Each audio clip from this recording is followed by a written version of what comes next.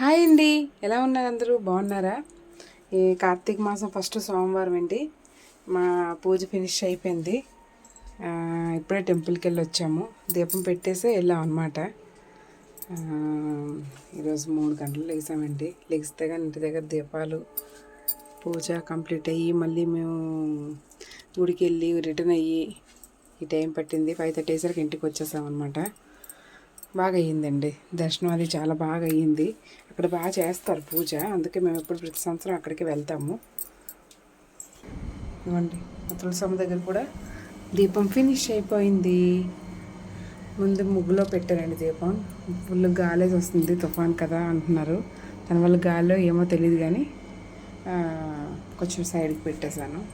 తులసమ్మ దగ్గర దీపం కూడా మేము టెంపుల్కి వెళ్ళకముందే 4కే కంప్లీట్ చేస్తాను. 4కే అయిపోయింది. మీ అందరి పూజలు ఫినిష్ అయ్యాయా? ప్లీజ్ కామెంట్ చేయండి. రోజు నేను 5:30కి అలా పెడుతున్నాను, 5:45కి. ఈరోజు గుడికి వెళ్ళాలని కొంచెం 3కి లెగిసి అక్కడ నుంచి 4 గంటలకి దీపం ఫినిష్ అయ్యి ఇప్పుడే టెంపుల్కి వెళ్ళి వచ్చామండి. మీ అందరి పూజలు అయిపోయా?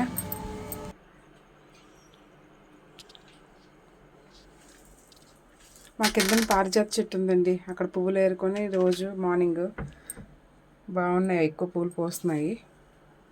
బాగుంది, బాగా బాగా పువ్వులు దొరుకుతున్నాయి.